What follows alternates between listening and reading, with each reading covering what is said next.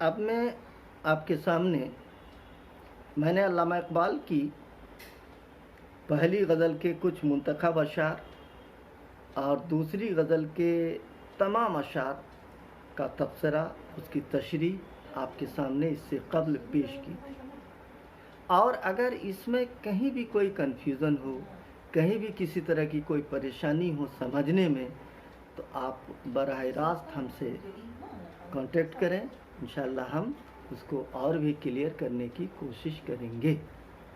جیسا کہ میں نے اس سے قبل کہا تھا کہ علامہ اقبال کی غزلیہ شاعری کی ایک بہت بڑی خوبی یہ ہے کہ علامہ اقبال نے اردو غزل میں ایک نئی روایت، جو فکر کے لحاظ سے بھی اور موضوع کے لحاظ سے بھی، علامہ اقبال کی غزلوں میں آپ عشق و عاشقی، یعنی دنیاوی عشق، گوشت پوست کے انسانوں سے عشق کی باتیں آپ کو علامہ اقبال کی غزلوں میں کہیں نہیں ملیں گی۔ عشق مزاجی جس کو کہتے ہیں، جو آپ مومن کے ہاں، امیر تقی میر کے ہاں مل جائیں گے، اس طرح کی غزلیں علامہ اقبال کے ہاں نہیں ملتی۔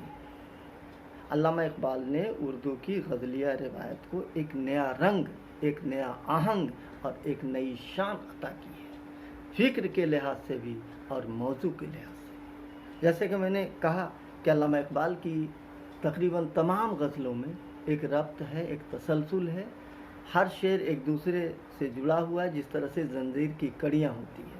جو نظم نگاری کی خوبی ہے وہ ان کی غزلوں میں پائی جاتی ہے، جو غزلیہ شاعری کی روایت کی خوبی تغزل ہے وہ علامہ اقبال کی نظموں میں پائی جاتی ہے۔ اب میں تیسری غزل کے کچھ منتخب اشعار پر کچھ گفتگو کرنے کی جسارت کر رہا ہوں، آپ اس کو بغور سنیں گے، فائدہ ہوگا اور بے حد فائدہ ہوگا۔ اور اقبالیات ایک ایسا موضوع ہے جس پر بہت کم لوگ تبصرہ کرتے ہیں۔ ہم لوگوں نے اپنے استاد سے اس کو براہ راست پڑھا تھا، اور بہت اچھے استاد جو سمجھنے اور سمجھانے والے تھے، دانشور تھے، انہوں نے براہ راست ان ساری چیزوں کو، اقبالیات کو پڑھایا تھا۔ تو جو کچھ میں نے اپنے استاد سے سمجھا یا سنا، جتنا سا میں آبزرو کر سکا ہوں، وہ میں ہو بہو آپ کے تمام لوگوں کے سامنے پیش کرنا چاہتا ہوں، کیونکہ میں نے جو کچھ سیکھا ہے وہ آپ کو دینے کی کوشش کر رہا ہوں، جو کچھ میں نے سیکھا۔ اب تیسری غزل کا پہلا شعر ہے: گیسوئے تابدار کو اور بھی تابدار کر۔ گیسو کا مطلب زلف، تابدار کا مطلب چمکتا ہوا۔ گیسوئے تابدار کو، یعنی اس چمکتے ہوئے گیسو کو اور بھی تابدار کر۔ دیکھیے، عاشق کی تمنا، اس میں تغزل ہے۔ ایک عاشق اپنے محبوب کے حسن و جمال کو، اس کی انتہا یا اس کا انت دیکھنا نہیں چاہتا، یعنی محبوب کی خوبصورتی کے کوئی حدود کھینچنا نہیں چاہتے، یعنی محبوب کے حسن و جمال کی کوئی حد نہیں ہوتی۔ علامہ اقبال اس شعر میں محبوب حقیقی یعنی اللہ کی بات کرتے ہیں۔ اللہ اور اس کے رسول صلی اللہ علیہ وسلم سے ہی علامہ اقبال نے محبت کی بات اپنے تمام کلام میں تقریباً کی ہیں، خاص طور سے بال جبریل کے جتنے بھی اشعار ہیں، اس میں فلسفہ بھی ہے، عشق بھی ہے، تغزل بھی ہے، تسلسل بھی ہے۔ گیسوئے تابدار کو، یعنی تیرا گیسو تو تابدار ہے ہی اللہ، اس کو اور تابدار کر۔ دیکھیے ایک عاشق کی تمنا کیا ہوتی ہے، یعنی گیسو تو تابدار ہے ہی تیرا، اس گیسو کو، اس زلف کو اور بھی تابدار کر۔ جبکہ اللہ گیسو سے، زلف سے پاک ہے، لیکن ایک امیجنیشن ہے، ایک تخیل ہے، ایک تصور ہے۔ ہوش و خرد شکار کر، قلب و نظر شکار کر۔ اے اللہ، اے محبوب، تو اپنے گیسوئے تابدار کو اتنا تابدار بنا دے کہ میرا ہوش، میرا خرد، میرا قلب یعنی دل، میری نظر سب تیرا شکار ہو جائے، یعنی گیسوئے تابدار میں الجھ جائے، یعنی تو اپنے حسن و جمال کو اتنا نکھار دے کہ میں تجھے دیکھنے کے بعد میں کسی اور کو نہ دیکھوں، یعنی تجھ سے زیادہ حسین و جمیل اس کائنات میں دوسرا کوئی نہیں۔ میری عقل، میرا ہوش، میرا خرد، میرا قلب، دل، میری نظر سب تیرے حسن و جمال کی شکار ہو جائے۔ کتنا خوبصورت شعر ہے، اس میں بھرپور تبدل ہے۔ ہر عاشق کی تمنا ہوتی ہے کہ میرے محبوب سے زیادہ تابدار، میرے محبوب سے زیادہ حسین و جمیل اس کائنات میں کوئی شے نہیں ہے، کوئی چیز نہیں۔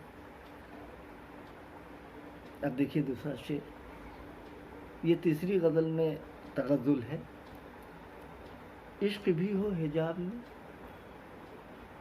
حجاب کا مطلب پردہ، عشق بھی ہو حجاب میں، میرا عشق بھی حجاب میں، اس پر بھی پردہ، یعنی نہ میں تجھ کو دیکھ رہا ہوں، تو دیکھتا ہی ہے لیکن میں تجھ کو نہیں دیکھتا، لیکن ایک بندہ مومن جس کی دوربین نگاہیں ہوتی ہے وہ اللہ کے جلوے کا دیدار کرتی ہے۔ اس بات کو بھی آپ سمجھیے، عشق بھی ہو حجاب میں، میرا عشق بھی پردے میں ہے، حجاب میں ہے، اور تیرا حسن بھی حجاب میں، تیرا حسن بھی حجاب میں، میرا عشق بھی حجاب میں، میرا عشق بھی پردے میں اور تیرا حسن بھی پردے میں۔ آپ نے سنا ہوگا حضرت موسیٰ علیہ السلام کے دل میں ایک تمنا جگی کہ اللہ یہ چھپ چھپ کے جو باتیں کرتے ہیں، میری خواہش ہے، میری تمنا ہے کہ ایک بار تو اپنے جلوے کا سرا دیدار کرا۔ تو اللہ نے کہا حضرت موسیٰ علیہ السلام سے کہ ٹھیک ہے، جب تیری تمنا ہے، آرزو ہے، تو آ جا کوہ طور پر۔ کوہ طور پر گئے حضرت موسیٰ علیہ السلام، اللہ کے تجلی کی نہ جانے بے شمار بھاگ کا ایک حصہ سے کوہ طور پر آیا، پورا پہاڑ جل کر راکھ ہو گیا۔ لیکن ایک عاشق کی تمنا ہے کہ عشق بھی ہو حجاب میں، اے اللہ ہم بھی پردے میں اور تیرا حسن بھی پردے میں، یا تو خود آشکار ہو، یا تو خود کو تو ظاہر کر دے، میرے سامنے آ جا، یا مجھے آشکار کر، یا مجھے تو ظاہر کر دے، مجھے تو اپنا عاشق ڈکلیئر کر دے، یا تو خود آ جا، آشکار ہو جا، ظاہر ہو جا، یا مجھے ظاہر کر دے۔ یہ ایک عاشق کی تمنا۔ آپ نے علامہ اقبال کے ہاں پڑھا ہوگا ایک جگہ، وہ شعر ہے، ذہن میں آ نہیں رہا ہے، وہ شعر بہت بےحد خوبصورت شعر ہے علامہ اقبال کا، کہ کبھی اے حقیقت منتظر نظر آ لباس مجاز میں، لباس مجاز میں یعنی انسانی کوئی شکل میں بلا رہا اللہ، جبکہ اللہ کی شکل نہیں ہوتی انسان کے سامنے، لیکن ایک عاشق کی تمنا ہے کہ کبھی اے حقیقت منتظر نظر آ لباس مجاز میں، کہ ہزاروں سجدے تڑپ رہے ہیں میری جبین نیاز۔ یہ ایک تمنا ہے، ایسا ممکن نہیں ہے، لیکن ایک عاشق کی ایک آرزو ہوتی ہے، ایک تمنا ہوتی ہے، خواہش ہوتی ہے کہ میرا محبوب میرے سامنے ہو، میں اس کا جلوہ دیکھوں، میں اس کا دیدار کروں۔ تو عشق بھی ہو حجاب میں اور حسن بھی ہو حجاب، دونوں حجاب میں، دونوں پردے میں۔ تو وہ کہتا ہے کہ یا تو خود آشکار ہو جا، یا مجھے آشکار کر۔ بڑی شوخی ہے علامہ اقبال کی باتوں میں۔ پھر دیکھیے تیسرا شعر، تو ہے محیط بے کراں، میں ہوں ذرا سی آبجو، آبجو، آبجو۔ تو ہے محیط بے کراں، محیط کا مطلب، محیط بے کراں کا مطلب ایسا سمندر جس کا کوئی کنارہ نہیں، ایسی ذات جو لامحدود ہو جس کا کوئی کنارہ نہیں۔ تو ہے محیط بے کراں، میں ہوں ذرا سی آبجو۔ تو سمندر ہے جس کا کوئی کنارہ نہیں، اور میری ذات کیا ہے، میری حقیقت کیا ہے؟ آبجو یعنی ایک چھوٹی سی نہر، ایک چھوٹا سا نالا، سمندر جو لامحدود ہے، اور انسان کی ذات، آدم کی ذات، میں ایک چھوٹا سا پانی کا نہر ہوں۔ تو ہے محیط بے کراں، میں ہوں ذرا سی آبجو، یا مجھے ہمکنار کر یا مجھے بے کنار کر۔ ہمکنار یا تو مجھ کو ہم اپنی آغوش میں لے لے، یا تو مجھے اپنے آپ میں ملا دے، یا مجھے بے کنار کر، یا بالکل اپنی طرح مجھے بھی لامحدود بنا۔ یہ عاشق کی تمنا ہے۔ ایک عاشق تو اپنے محبوب سے یہی آرزو رکھتا ہے، یہی تمنا رکھتا ہے، اور اسی آرزو اور تمنے کی خواہش کو لے کر ایک عاشق اپنے محبوب سے بے حد شوقیانہ انداز میں باتیں کرتا ہے۔